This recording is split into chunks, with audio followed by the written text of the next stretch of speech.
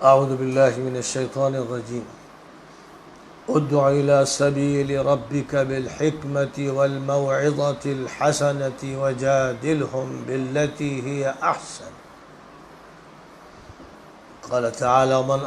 ومن احسن قولا ممن دعا الى الله وعمل صالحا وقال انني من المسلمين ولا تستوي الحسنة ولا السيئة ادفع بالتي هي احسن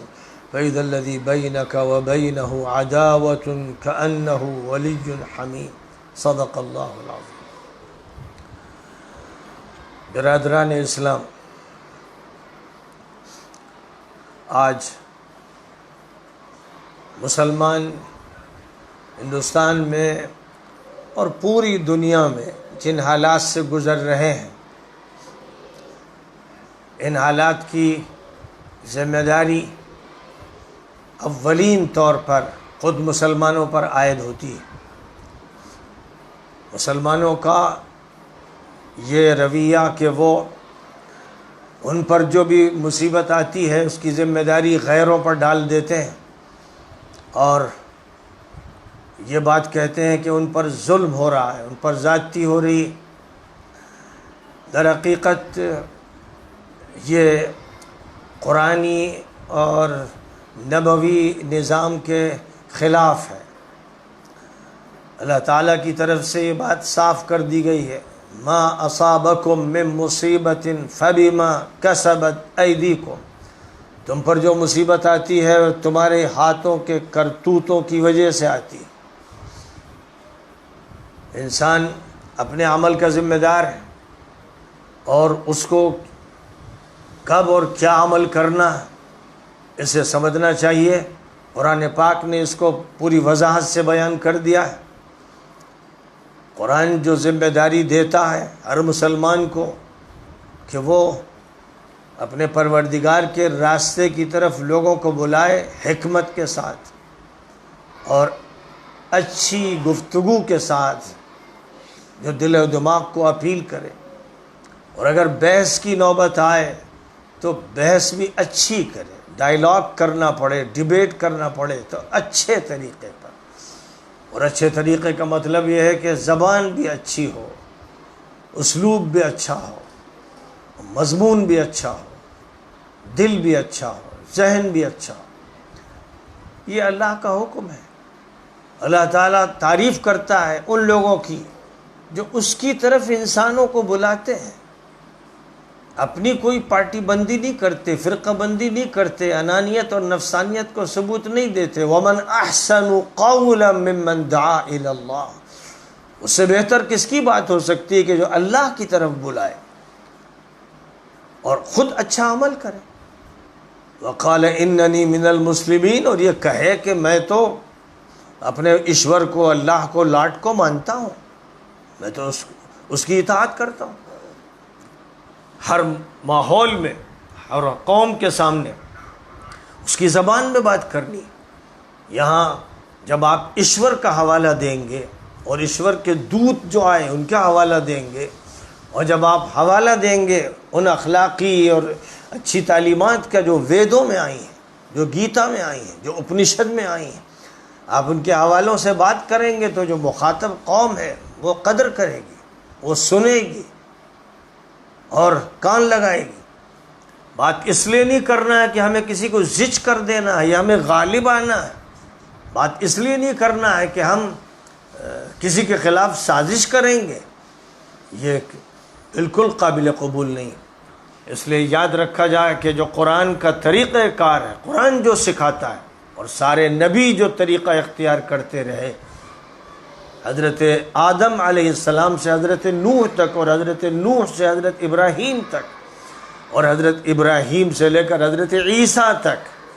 اور پھر حضرت محمد مصطفیٰ صلی اللہ علیہ وسلم تک، کسی نے بھی اپنی قوم سے ٹکراؤ کی پالیسی اختیار نہیں کی۔ کوئی بھی ایسا نہیں تھا کہ جو خفیہ سازشوں میں لگا۔ ہر پیغمبر نے لوگوں کو ان کی زبان میں پوری محبت کے ساتھ دعوت دی۔ ہر پیغمبر اپنی قوم کے لیے روتا رہا، بلکتا رہا، تڑپتا رہا، اور اپنے مالک سے اور پروردگار سے ان کی ہدایت مانگتا رہا. اس لیے نہیں کہ وہ اس کو سپورٹ کر کے اس کی تعداد بڑھا دیں اور اس کو کوئی عہدہ دلوا دیں، ہرگز نہیں. دنیا کا نہ مال چاہیے، نہ عہدہ چاہیے، نہ منصب چاہیے، نہ سیاست چاہیے، نہ ریاست چاہیے. اللہ چاہیے، اس کی رضا چاہیے، نبی چاہیے، ان کی محبت چاہیے. یہ وہ بنیادی بات ہے جس کو ذہن میں رکھنا بے انتہا ضروری ہے، کیونکہ جب اس خط سے لوگ ہٹتے ہیں، کوئی فرد ہٹتا ہے یا کوئی تنظیم ہٹتی ہے،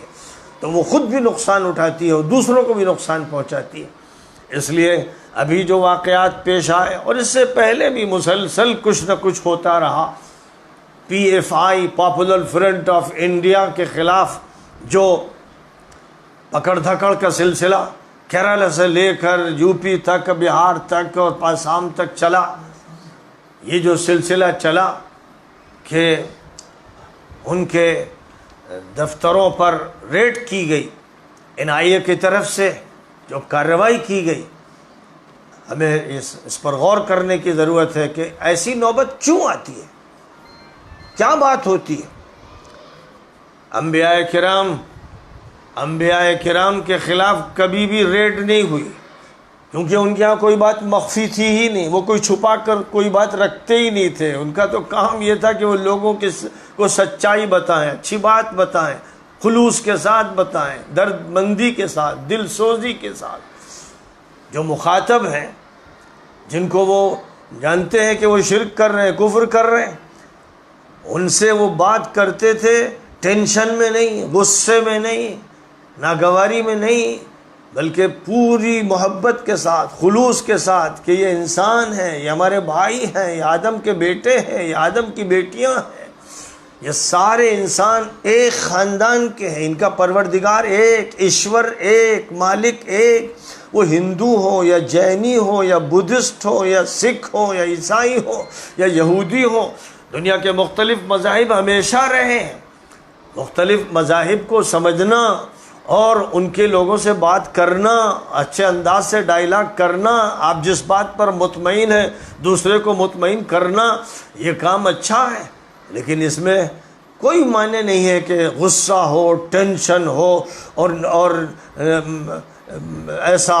ایسا خطاب ہو جس سے نفرت ظاہر ہوتی ہو. اس کا کوئی جواز نہیں ہے. اس لیے جب بھی ایسا کوئی عمل ہوتا ہے تو وہ غلط ہوتا ہے. یہی غلطیاں سیریا میں کی گئیں، عراق میں کی گئیں، مصر میں بھی کچھ غلطیاں ہوئیں، اور بھی جگہوں پر غلطیاں ہوئیں.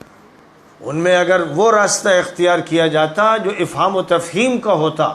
اور اس کے ذریعے سے حکومت کو بھی تبدیل کیا جاتا، نظام کو بدلا جاتا. ظاہر ہے کہ عوام الناس کے فائدے کے لیے حکومت کو کام کرنا چاہیے، اور حاکم جو ہوتا ہے وہ سرونٹ ہوتا ہے، وہ مالک نہیں ہوتا ہے.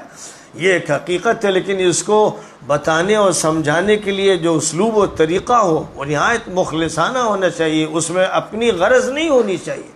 اپنی پارٹی کے لیے لڑائی لڑنا یہ دوسری بات ہے، اور اس لیے بات کرنا کہ ایشور خوش ہو جائے، اللہ راضی ہو جائے، ماحول اچھا ہو جائے، امن ہو، شانتی ہو، سلامتی ہو، اس کے لیے جد و جہد کرنا یہ ایک تعمیری عمل ہوتا ہے اور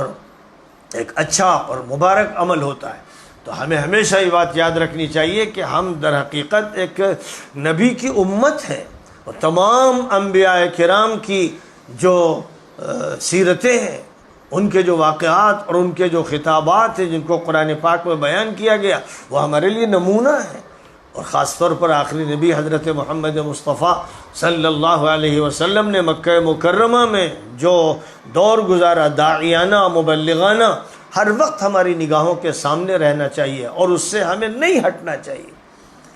مجھے افسوس ہے کہ ایک وقت تھا کہ ایس آئی ایم کے لوگوں سے میں نے بار بار یہ کہا، ان کو سمجھایا کہ محمود غزنوی اور شہاب الدین غوری کی باتیں نہ کریں. ان کی باتوں سے فائدہ نہیں، نقصان ہے. کیونکہ ظاہر ہے کہ وہ باہر سے حملہ آور ہوئے تھے، ان کی نیتیں کیا تھیں کیا نہیں تھیں، ان کا کردار کیا تھا کیا نہیں تھا، ایک مورخ کا موضوع ہے. لیکن آپ اس ملک میں، جس ملک میں 1947 میں انگریزوں کے انخلا کے بعد ایک دستور بنایا گیا ایک کانسٹیٹیوشن تیار کیا گیا. وہ کانسٹیٹیوشن ہمارے اور یہاں کی تمام قوموں کے درمیان ایک معاہدہ ہے.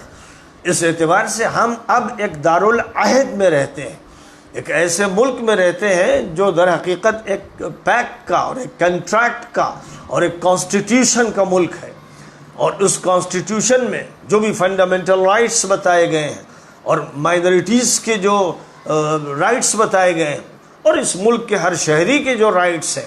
ان کو حاصل کرنے کا ہر انسان کو حق ہے، اور اس کا ایک پروسیس ہے، اس کا ایک طریقہ کار ہے جو ڈیموکریٹک ہے، جو سیکولر ہے، جو سوشلسٹ ہے. تو ہمیں بہرحال اس کا خیال رکھنا چاہیے کہ ہم ایک معاہدے والے ملک میں رہ رہے ہیں اور ہمارا معاہدہ ہے. یہ معاہدہ ایسا ہے جس میں ہندو و مسلمان اور بدھسٹ اور سکھ اور جینی اور دیگر جتنے بھی ہیں، چاہے وہ اکثریت میں ہو یا اقلیت میں ہو، وہ اس معاہدے میں شریک ہیں، اور اس معاہدے پر ان کے ذمہ داروں کے دستخط ہیں. انہوں نے یہ طے کیا ہے کہ ہم کو اس ملک میں اس طرح رہنا ہے، ہمیں اس ملک میں جمہوریت کے ساتھ رہنا ہے، ہمیں اس ملک کے خلاف کوئی عمل نہیں کرنا ہے، ہمیں کسی بغاوت میں شریک نہیں ہونا ہے، ہمیں دستور کی خلاف ورزی نہیں کرنی، اور ہم کوئی ایسی تنظیم نہیں بنا سکتے جو اس ڈھانچے کے خلاف ہو.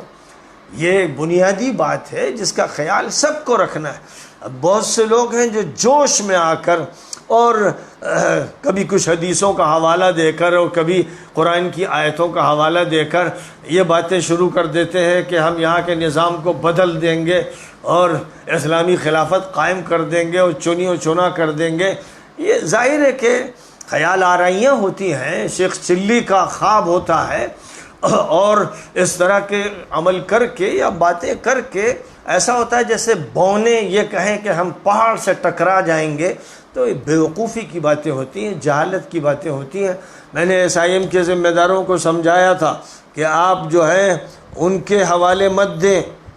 جنہوں نے حملے کیے تھے، آپ بات کریں اس ملک کی اور اس ملک کی اصلاح کے لیے جو طریقہ کار ہے، جو ہندو بھی اختیار کرتے ہیں، مسلمان بھی کرتے ہیں، ان کی بھی تنظیمیں ہیں اور ویلفیئر تنظیمیں بھی ہیں اور ایجوکیشنل تنظیمیں بھی ہیں، پولیٹیکل تنظیمیں بھی ہیں. اسی نہج پر دستور کے اندر رہتے ہوئے آپ کو کام کرنا ہے. اس سے ہٹ کر اگر آپ کام کریں گے تو وہ غلط ہوگا، اور ظاہر ہے کہ پھر اس کے خلاف کارروائی کی جائے گی. تو افسوس ہے کہ میری بات اس وقت SIM کے لوگوں نے نہیں مانی اور وہ اپنے اس جوش میں آگے بڑھتے چلے گئے، جس کا نتیجہ یہ ہوا کہ ان کے خلاف کریک ڈاؤن ہوا. اور وہ تنظیم جو بہت مفید ہو سکتی تھی اور بہت بہتر رول پلے کر سکتی تھی اور اس کا جو کردار تھا وہ بہت اچھا کردار تھا، اس کو نقصان پہنچا. ایک بات ایسی ہوتی ہے جس سے پورے کردار کو نقصان پہنچتا ہے. تو ظاہر ہے کہ یہ افسوس کی بات تھی. اس کے بعد پاپولر فرنٹ کا جب سے آغاز ہوا، بہت سے نوجوانوں نے مجھ سے یہ پوچھا کہ پاپولر فرنٹ میں ہم لوگ شریک ہو جائیں. میں نے کہا بالکل نہیں، میں پاپولر فرنٹ سے متفق نہیں ہوں. مجھے یہ محسوس ہوتا ہے کہ اس کی قیادت سنجیدہ علماء کے ہاتھ میں نہیں ہے، ان کے ہاتھ میں نہیں ہے کہ جو شریعت سے اچھی طرح واقف ہیں اور جو قرآن پر پوری نظر رکھتے ہیں اور جو انبیائی مشن کو سمجھتے ہیں اور داعیانہ کردار کیا ہوتا ہے اس کو سمجھتے ہیں. کیونکہ ان کے ہاتھ میں اس کی قیادت نہیں ہے، اس لیے میں بالکل درست نہیں سمجھتا ہوں کہ نوجوان اس میں شریک ہوں. اس لیے دلی میں ابھی جو اجلاس ہوا تھا اور اجیت ڈوبھال صاحب بھی اس میں موجود تھے، جس میں بعض لوگوں کی طرف سے یہ بھی مطالبہ تھا کہ پاپولر فرنٹ پر پابندی لگا دی جائے. میں نے کوئی ایسا مطالبہ نہیں کیا، اور جب مجھ سے پوچھا گیا تو میں نے کہا کہ جو بھی غلط کام کر رہا ہو، اگر یہ معلوم ہو جائے کہ اس تنظیم کا کوئی شخص غلط اقدام کر رہا ہے جو دستور کے خلاف ہے، ڈیموکریسی کے خلاف ہے، تو اس کے خلاف کارروائی ہونی چاہیے. لیکن کسی تنظیم پر پابندی اس وقت تک نہیں لگانی چاہیے جب تک کہ ایسی تحقیق نہ ہو جائے جس سے یہ ثابت ہو کہ اس وقت ضرورت اس بات کی ہے کہ اس پر پابندی لگائی جائے. تو یہ بات میں نے وہاں پر کہی، میں نے ان کے حق میں یہ بات کہی، لیکن میں مسلسل یہ کہتا رہا کہ اس ملک میں جو ہمارا طریقہ ہے وہ صرف جمہوری نہیں، ایسا ہونا چاہیے جو مانوتا کا ہو، انسانیت کا ہو، آپس کے بھائی چارے کا ہو، امن و شانتی کا ہو، جس میں کہیں پر بھی ایسا نہ ہونے پائے کہ امن میں کوئی خلل واقع ہو، ایسا نہ ہو کہ جس سے کسی سازش کی بو آتی ہو، اگر دوسرے لوگ کچھ سخت باتیں کرتے ہیں، بہت سے ایسے ہندو ہیں، سنت بھی ہیں اور پنڈت بھی ہیں جو سخت جملے بولتے ہیں، تو وہ غلط کرتے ہیں، وہ دستور کے خلاف، انسانیت کے خلاف، ویدوں کے خلاف، گیتا کے خلاف، مذہب کے خلاف باتیں کرتے ہیں۔ لہذا ان کی نقل نہیں کرنی ہے اور نہ ان کے جواب دینے کے لیے کوئی تنظیم بنانی ہے۔ ہمارا جو کام ہے وہ بڑا کام ہے، وہ انبیائی کام ہے، وہ اخلاقی کام ہے، وہ انسانی کام ہے، اور وہ ایسا کام ہے جس کے نتیجے میں پورے ملک میں بھائی چارے کی بات پیدا ہوتی ہے، امن و سلامتی پیدا ہوتی ہے، کسی سے کوئی ٹکراؤ نہیں، اور سب کو دعوت دینا ہے، بات کرنا ہے، حق پہنچانا ہے، تعارف کرانا ہے، اپنا تعارف دوسروں سے، اپنے دین کا تعارف دوسروں سے، تاکہ لوگ بات پر غور کریں اور سمجھیں۔ تو افسوس یہ ہے کہ میں نے بھی لوگوں کو سمجھایا کہ یہ جو طریقہ کار ہے، جس طریقہ کار میں کچھ باتیں خفیہ ہوتی ہیں، کچھ کا اعلان ہوتا ہے اور جوش و خروش میں لوگوں کو اکٹھا کیا جاتا ہے اور تقابل کیا جانے لگتا ہے، اور بات اس کی ہوتی ہے کہ ہم یہاں اپنا غلبہ حاصل کریں گے، یہ باتیں صحیح نہیں ہیں، اور پی ایف آئی کی طرف سے یہ بڑی غلطیاں ہوئیں۔ ظاہر ہے کہ اپنی غلطیاں ہوتی ہیں جن کے نقصانات ہوتے ہیں۔ اسی طرح افسوس ہے کہ ہمارے بعض نوجوان علماء ایسے ہیں جو بے قابو ہو جاتے ہیں، مجمع دیکھ کر وہ سمجھتے ہیں کہ بس اب ہم ہیں اور یہ پبلک ہے، اور وہ اس طرح بولتے ہیں کہ لگتا ہے کہ آسمان سے اتار دیے گئے ہیں، یہ زمین پھٹ گئی اور وہ نمودار ہو گئے ہیں، اور اس کے بعد وہ اس طرح چیختے چھوٹی چھوٹی باتوں پر۔ مجھے بہت افسوس ہے، مولانا جرجیس صاحب کا جہاں تک تعلق ہے، وہ سلفی ہیں، اہل حدیث سے تعلق رکھتے ہیں، سب سے زیادہ ان کو خیال رکھنا چاہیے کہ نبی پاک علیہ السلام کی تقریر کیسے ہوتی تھی اور آپ کس طرح لوگوں کو مخاطب کرتے تھے، اور کیسا درد ہوتا تھا، کیسی نرمی اور کیسی جاذبیت۔ اس کی نقل کرنے کی ضرورت ہے، جو محدث ہو، جو نسبت کرتا ہو سلف کی طرف، اس کو تو سب سے زیادہ اس کا خیال کرنا ہے۔ لیکن مجھے افسوس ہوتا تھا کہ مولانا جرجیس جس انداز کی زبان بولتے تھے اور جس طرح شدت کے ساتھ ان کا پورا وجود ہلتا تھا جیسے زلزلہ برپا ہو گیا ہو۔ بعض تقریریں جس میں جو عورتوں کے حقوق ہیں یا شوہروں کے حقوق ہیں، ان پر وہ ایسی بات کرتے تھے جو واقعہ یہ ہے کہ معاشرتی اعتبار سے بھی صحیح نہیں ہے، عورتوں کے حقوق کے سلسلے میں بھی صحیح نہیں ہے، اور عورتوں کے جو حقوق دیے گئے ہیں وہ بھی صحیح نہیں ہے، جس میں حدیثوں کی غلط ترجمانی اور بے تکی باتیں، عورت اونٹ پہ بھی بیٹھی ہوئی ہو اور اس کی ولادت ہونے والی ہو اور شوہر چاہے کہ اس کے ساتھ تعلق قائم کرے تو بس اس کو اس وقت بھی تیار ہونا چاہیے۔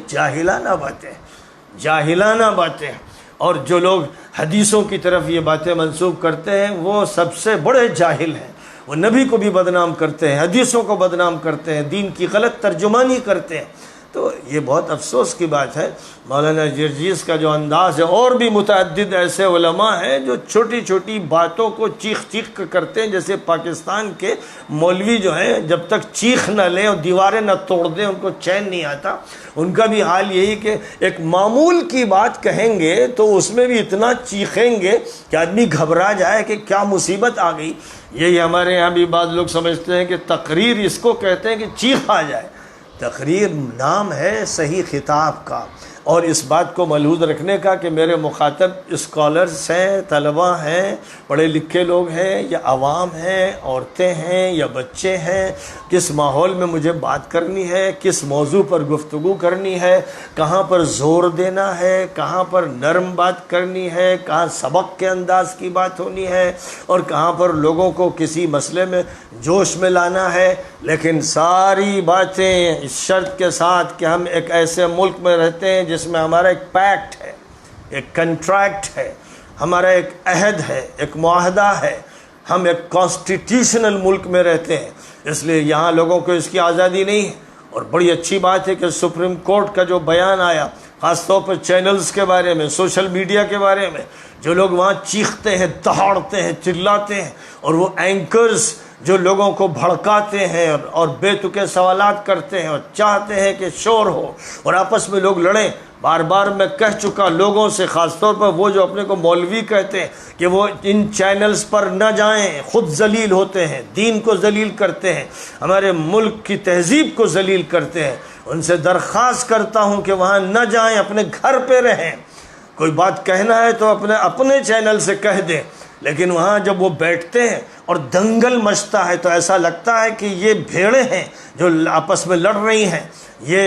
یہ ایک دنگل برپا کیا گیا ہے درندوں کو لڑانے کا یا چوپاؤں کو لڑانے کا، اور وہاں بے شرمی کے ساتھ جا کر بیٹھ جاتے ہیں، سمجھتے ہیں میں اپنی بات کر رہا ہوں. آپ اپنی بات کریں نہ کریں، آپ اسلام کو بدنام کرتے ہیں،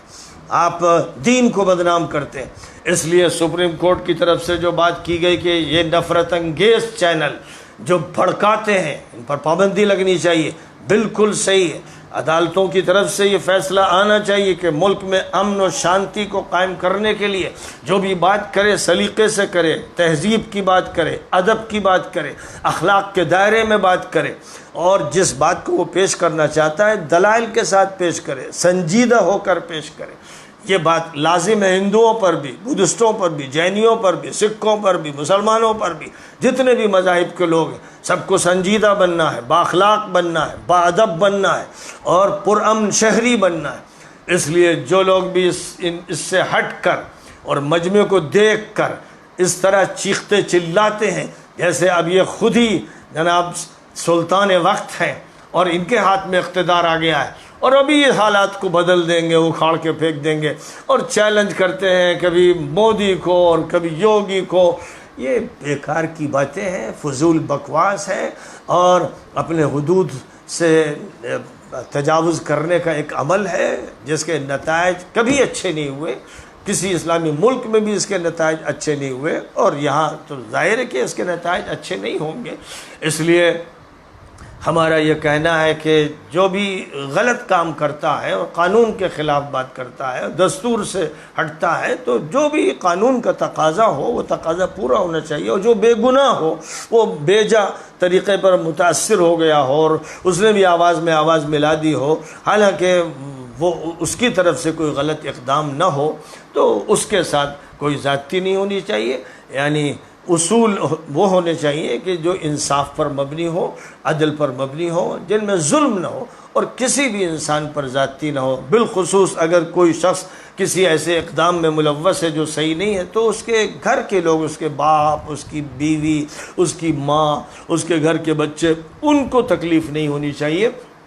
اور ان کو ایذا نہیں دینی چاہیے. ان سب چیزوں میں اس بات کا پورا لحاظ رکھنا چاہیے کہ انسانیت ہمارے سامنے رہے، اخلاق ہمارے سامنے رہے، اور جو ہمارے اس ملک کی تہذیب ہے وہ ہمارے سامنے رہے. یہ بات ملحوظ رکھنی چاہیے. اس موقع پر میں یہ کہوں گا کہ موہن بھاگوت جی کی طرف سے جو ایک کوشش ہو رہی ہے، خدا کرے وہ مخلصانہ کوشش ہو، اور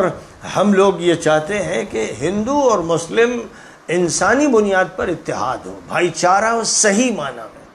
اور جب یہ بھائی چارہ اس لیے ہو کہ ملک سے ہم برائیوں کو دور کریں، ہم شراب کی لعنت کو ختم کریں، ہم جہیز کی لعنت کو ختم کریں، ہم بری رسموں کو ختم کریں، ہم ہر ذاتی کو ختم کریں، مذہب کے نام پر بیوپار کو ختم کریں اور لوگوں کی عقل کے ساتھ کھلواڑ کو ختم کریں. یہ ہمارا مشترک عمل ہونا چاہیے اور میں سمجھتا ہوں کہ یہ عمل اگر کیا جائے گا تو یہ مفید ہوگا اور اس کے اچھے سے اچھے نتائج برآمد ہوں گے. میں نے ہندو بھائیوں کو ساتھ لے کر بہت سے جلسے کیے، بہت اچھے ان کے نتائج برآمد ہوئے، اور مل جل کر جو بھی کوشش آپس کے اطمینان کے ساتھ اور اعتماد کے ساتھ کی جائے گی، یقیناً اس کے نتائج اچھے نکلیں گے، ملک کے لیے اچھے نکلیں گے، ہماری نسلوں کے لیے اس کے نتائج اچھے ہوں گے. ہمیں یہاں پر تعلیم کا کام کرنا ہے، ہمیں یہاں پر اپنی معاشیات کو بھی بہتر بنانا ہے، ہمیں یہاں اپنے اخلاق کا لحاظ رکھنا ہے، ہمیں اچھی تربیت کا اہتمام کرنا ہے، ہمیں اپنے بچوں کو بگڑنے سے بچانا ہے. سوشل میڈیا اور کمپنیوں کی طرف سے جو اشتہارات آتے ہیں اور ان میں جو عریانیت ہے اور جو بد اخلاقی ہے، اس سے جس طرح نسل کی نسل تباہ ہو رہی ہے، اس سے حفاظت کرنا ہے. ہمیں اپنے اسکولوں میں، اپنے کالجوں میں، اپنی یونیورسٹیز میں، اپنے مدارس میں ہر جگہ اس کا لحاظ رکھنا ہے کہ جو ضروری علم ہے وہ پڑھائے جائیں اور اچھی تربیت دی جائے اور اچھے اخلاق سکھائے جائیں، تاکہ ہر تعلیم گاہ سے وہ فرد تیار ہو جو اس ملک کا اچھا شہری ہو اور اس کے دل میں کسی سے بیجا نفرت نہ ہو، اور جو یہ سمجھتا ہو کہ انسانیت پہلے ہے مذہب بعد میں۔ پہلے انسان پیدا ہوتا ہے، اس وقت اسے کسی چیز کا ہوش نہیں ہوتا ہے، بڑھتا ہے، جب وہ بالغ ہو جاتا ہے، مکلف ہو جاتا ہے، تب اسے مذہب کا، دین کا، تہذیب کا شعور پیدا ہوتا ہے، اور اسی وقت در حقیقت اس کا شعوری دین ہوتا ہے۔ وہ شعوری طور پر اسلام کی بات کرے، اسلامی ماحول میں ہو، یا وہ کسی اور مذہب کی بات کرے، اس کے شعور کے دور سے اور اس کا کردار شروع ہوتا ہے۔ اس سے پہلے ہر شخص انسان ہے، اور جو انسان ہے وہی اچھا مذہبی شخص بن سکتا ہے، اور اگر انسانیت مفقود ہے تو وہ ایک درندہ ہوگا، چاہے مسلم ہو یا ہندو ہو یا اور کسی مذہب سے تعلق رکھتا ہو۔ تو بہرحال ہمیں صورتحال کو سمجھنا ہے، اور تمام مسلمانوں سے میں کہوں گا، خاص طور پر نوجوانوں سے، کہ حالات کے جو اتار چڑھاؤ ہیں ان میں اپنی تصویر دیکھیں، اپنی غلطیوں کو سمجھیں، اور کیا ان کی طرف سے غلطیاں ہو جاتی ہیں۔ جیسے ابھی جو صورتحال تھی کہ نبی پاک علیہ الصلاۃ والسلام کی شان میں گستاخی ہوئی، تو اس گستاخی پر حکومت سے مطالبہ کرنا تھا کہ کارروائی ہو، اور حکومت نے کارروائی کی، لیکن اس کے بعد جو نعرے لگے کہ سر تن سے جدا، یہ ایسی جاہلیت کی باتیں ہیں اور اسلام کو بدنام کرنے والی، اور نبی کے خلاف یہ باتیں ہیں، یہ نبی کی عزت کی باتیں نہیں ہیں، بلکہ نبی کے خلاف ماحول کو گرمانے کی باتیں ہیں کہ سر تن سے جدا۔ کون سر تن سے جدا کرے گا؟ عدالت کا فیصلہ ہوتا ہے کسی کے بارے میں، اور عدالت کے فیصلے کو نافذ کرنے والی باڈی ہوتی ہے، ایگزیکیوٹو ہوتی ہے، یہ کام اس کا ہوتا ہے۔ حکومت آپ کی ہو یا کسی کی ہو، ہر جگہ سڑکوں پر یہ نعرے نہیں لگتے، نہ عوام کو یہ حق ہے کہ وہ کسی کا سر کاٹ دیں یا کسی پر زیادتی کریں۔ یہ کھلا ہوا ظلم ہے، اور یہ کھلی جہالت، یہ نعرہ ہی جہالت پر مبنی ہے۔ میں پہلے دن سے یہ کہتا رہا کہ جو لوگ بھی یہ چیخ پکار لگا رہے ہیں کہ سر تن سے جدا کر دیا جائے گا، گستاخ نبی کی ایک سزا سر تن سے جدا، اسی طرح کسی کو گستاخ صحابہ کہہ دیا، اس کے ساتھ یہ کرنا ہے وہ کرنا ہے، یہ لفنگوں اور غلوں کا کام ہے، جن کا اسلام سمجھنے کا کوئی معاملہ نہیں ہے۔ ان کے اندر فہم ہی نہیں دین کا، نہ قرآن کا فہم ہے، نہ سیرت کا فہم ہے، نہ حدیث کا فہم ہے، اور یہ بدنام کنندہ اسلام ہے۔ وآخر دعوانا ان الحمد للہ رب العالمین۔